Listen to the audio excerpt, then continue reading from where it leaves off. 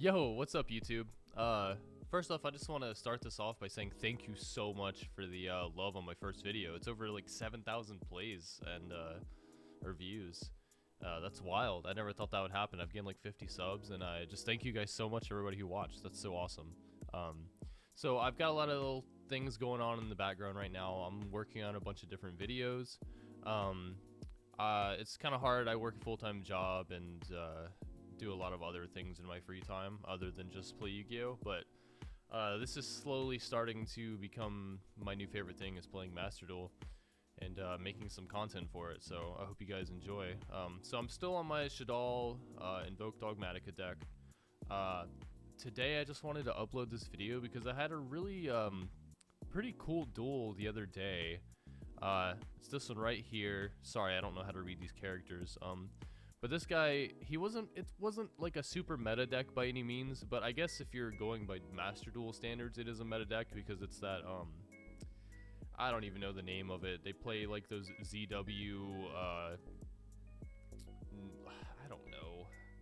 I can't even remember the name. The number 25, all those types of monsters, the Xyz monsters. So I'll know the name when I click the replay. So he ends up with a really cool board, and it's a really good game. I end up having a 250 life point comeback. So yeah, it's really cool. Let's get into it and see what's going on. I'll try to take a little more time and explain things too, for all my newer players here. All right, so he's gonna start off with what's this? Zexal Construction. Reveal one card in your hand, and if you do, add one of the following cards from your deck to your hand. So he can basically add any of these. Pretty crazy. Right here, I'm gonna be patient and hold my Ash and not use it. Ash would be able to negate that. I'm gonna wait because I think there's probably a better time to hit. I don't know this deck super well, and at the time I didn't at all. So I think I just held it here. So I'll let him get his ad. So then he activate this Onomatopoeia or Onomatopoeia. I don't know what. That's such a weird name. So he can only activate once per turn. He can send one card from hand to the graveyard and add up to 2 of these. So I figured this would be a good time to add since he's getting rid of a card, and this card counts as him getting rid of a card. So he's going minus. Well, he would go -2 if I ash this. Well, -1 if I ash this. So I decide to go ahead and ash it. I was like, this is as now time as ever. But he has Called by the Grave, of course. No big deal. It is what it is. That's just Yu-Gi-Oh! Honestly, people complain about the long turns and stuff, but the game has, like, you need to be playing hand traps. The reason that people are complaining about that is I guarantee you they're not playing hand traps. And if they are, they're not playing enough of them, and they're not playing Called by the Grave and stuff like that. Like, Yu-Gi-Oh! Has evolved to where it's not about turn by turn, it's about interactions on those turns now. Like, that's, you know what I mean? So I just wanted to, I see a lot of that on Twitter. It's like, play the game as it is. Don't complain. Figure out how to get better, because the people who are good are still getting to the top regardless of how the game is or whatever, right? So take some time, inform yourselves, and just try to play the game a little bit better. Watch some videos like this, find some other creators who are probably better than me, watch their stuff and learn what they're doing. Anyway, I just want to get that out of the way. So yeah, he hits my Ash with Called by the Grave, blah blah blah. It is what it is. Yu-Gi-Oh! So he's gonna add Utopic whatever and whatever that is. This deck has the craziest card names. Alright, so this one he can special summon for free, and then this one, I don't know. I think this one I think he normally summons this one and then summons that one for free. And then he can summon that one. I don't know. I'm just gonna let him. I'm not gonna explain all his plays because I don't really care to know what this deck does. But it does end up on a crazy board. I'm not even gonna lie. Well, kind of crazy. It's not like insane. And I'm not gonna sit here and say that I probably played this perfectly, but I think I played it as good as I could. I'll probably catch something here or there while I'm watching this replay.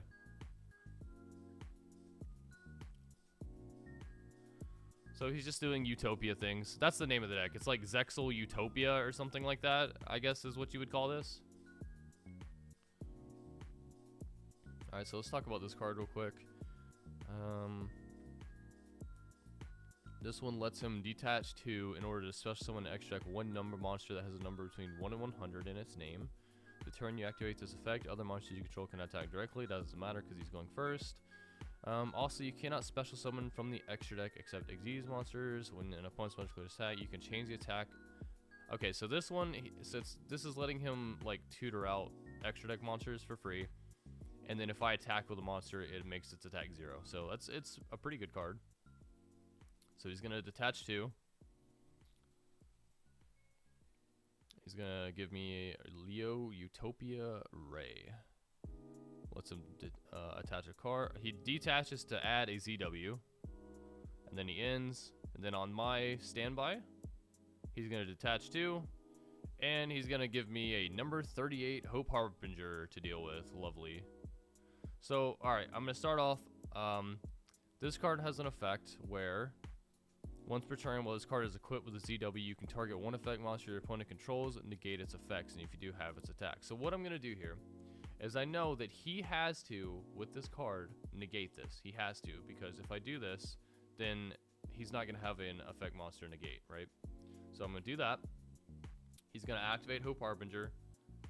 And then in response to that, so I know I can get this off, this is why I play a bunch of like more Shaddolls than usual, because I want Shaddolls in my hand, because I like Shaddoll Fusion, or L Shaddoll Fusion, and stuff like that.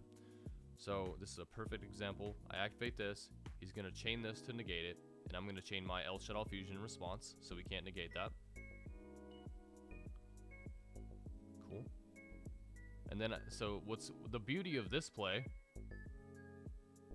is that I'm going to get my App Cologne. I'm going to be able to, here, I'm going to let it play out a little bit.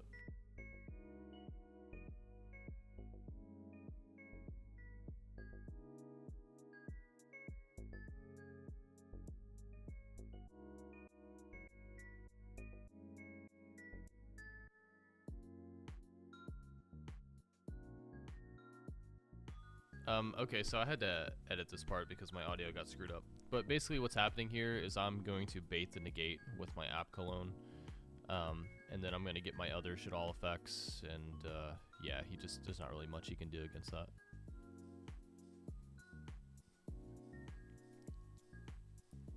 Alright, so he negates my App Cologne, no big deal. So that got that negate out. And now I have the one of Nadir Servant in my hand. So I'm just going to go crazy here. We're gonna go with the Natis. We're gonna pop that. The reason we popped that one, oh, it's because if I would have targeted anything else, he could have just banished that. So I just had to go ahead and get rid of that.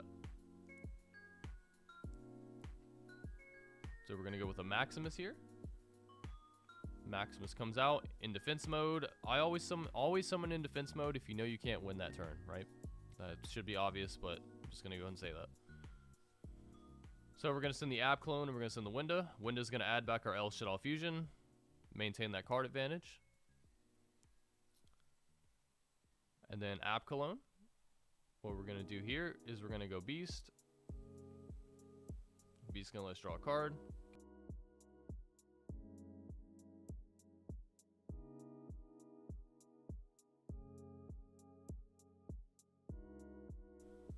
So yeah, there we go. We get to play regardless.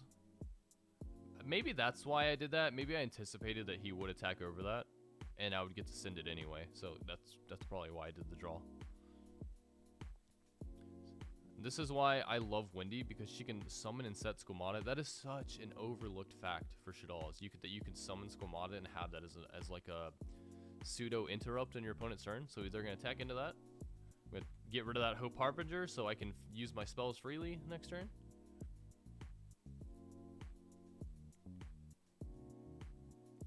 Right, and then, so this is a new addition. Somebody brought it up in the comments, like, why aren't you playing Anaconda? At the time, it was just mainly extra deck space, and I didn't think it was necessary since DPE isn't in the game yet. Destroyer Phoenix Enforcer, for those who don't know. It's a really broken hero card. It'll probably be coming in the next set that they release in this game. Anyway, but I decided to mess around with it. I ended up really like playing it, so I'll do a deck profile at the end of this so you guys can see what I'm currently playing. So Anaconda with the two monsters with different names. So with its effect, we make that card that was there a dark. And then we're going to send Super Poly by paying 2,000 life points. And we're going to Super Poly these two cards together, which is going to give us Starving Venom Fused Dragon. The reason that we do Starving Venom is because if he attacks and destroys Starving Venom, then all of his monsters will be destroyed, right? And his this effect is only if I'm attacking, right? So he can't just freely attack into this card and kill it. And also, if it dies, it destroys everything on his field because he just special summons a lot. So that's why I went with that.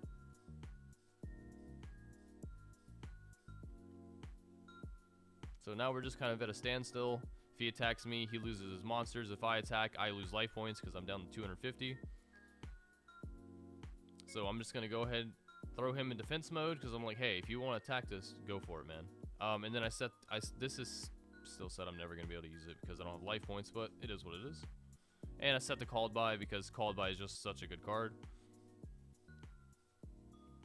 Utopia double. Don't think that matters really. Oh, so he adds the double or nothing.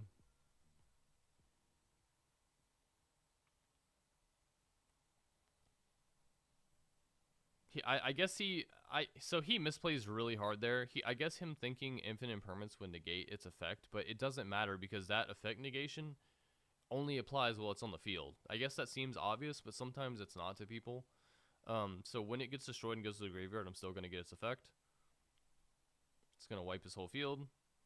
That's a crucial mistake he made there. I think I would have still been fine there. Actually, probably not.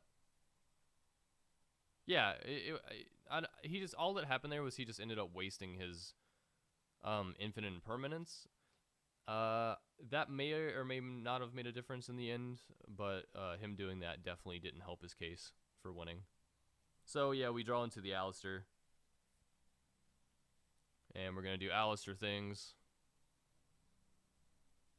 I always run through this just to get these in my graveyard. Having extra fire in there is never bad. So, Invocation, we're going to bring out the Macabre. And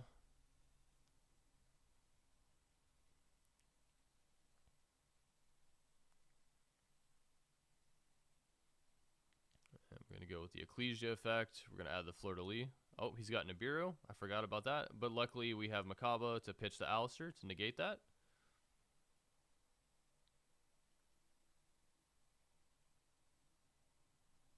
That would have been horrible if that went through. So we're going to add the Fleur-de-Lis. Right here, this is a misplay by me. I should not have summoned this. I should have just attacked with this, and held this in my hand, because when he summons a monster, I could have summoned this on his turn to negate its effect with Fleur-de-Lis quick effect. So that's a misplay. Don't be like me.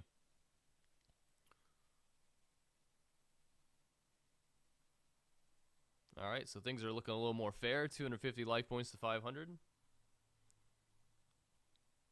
He sets a card, and let's see. I don't remember exactly how this plays out. Oh, right. Okay.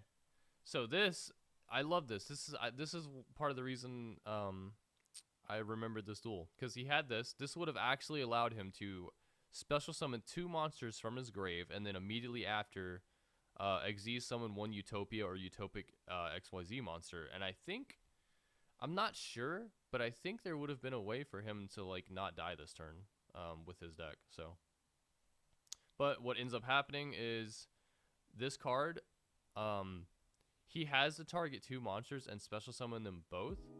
But if one of the monsters is unable to be summoned, then this card just fizzles out and doesn't work.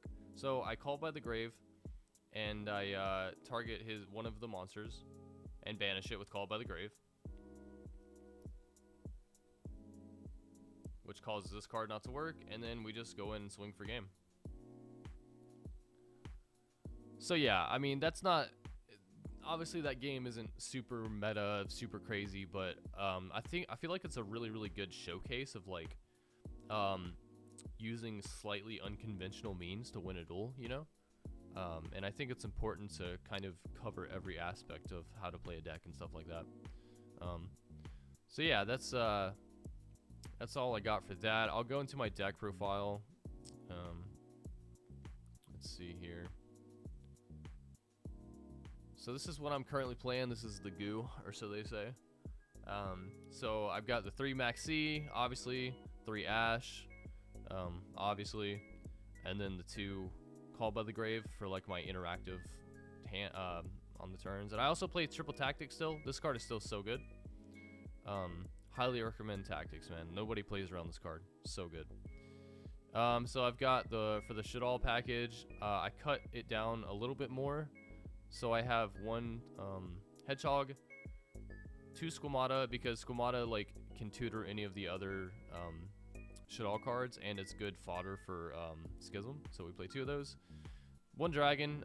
It's still really, really good. You should always play Dragon. Backer removal is so important. 3 Alistair, obviously. 1 Ariel.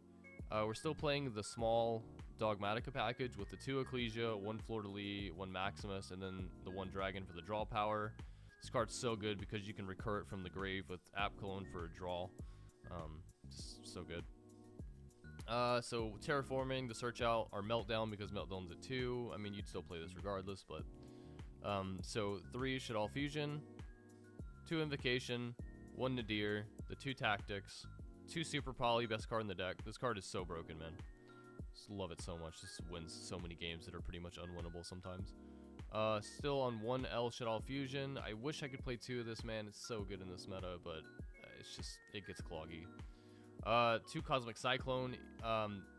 You definitely want to be playing Cosmic Cyclone because it seems like everybody and their mom is playing Eldritch. This card is so good against Eldritch. This card is so good against Eldritch too, because my game plan against them is basically just make them get out their Eldritch, whatever his name is, the Eldritch King or whatever. And just every time he comes out, I try to banish it with Invocation when it hits the graveyard. I try to banish it with Call by the Grave when it hits the graveyard. So just banish. If you banish all 3 of those Eldritch, I don't know his name. I'm sorry, guys. The Eldritch monster. If you banish all 3 copies, they just lose. So, and then the 1 of Schism. The extra deck. The only thing I changed was, what did I take out? I took out something in order to add in the Verte Anaconda. What the heck did I take out? Oh, I took out the I took out Invoked Kaliga. So, Kaliga's really good, don't get me wrong, but he is the least important one. So I took him out in order to add the Verte Anaconda. This card just adds so much utility. The fact that you can make one of your opponent's monsters dark and then pay 2,000 to use Super Poly is just freaking insane. So shout out to whoever in the comments of my first video mentioned it, because I hadn't really thought about it because DP is not in the game yet. But it's still really, really good regardless. So yeah, give that a shot, you guys. So yeah, that's all I got for today. Thanks so much for watching. Please drop a sub and a like, and comment below what you think of the video, how your experience with Master Duel has been, and all that kind of stuff. Because my next couple videos are going to be more directed at Master Duel in general. Like, I'm going to do kind of like a review and what I think of the game and what could be changed and stuff like that. So let me know what you guys think. Let me know if you're enjoying it right now. And thanks a lot. I'll see you guys later. See ya.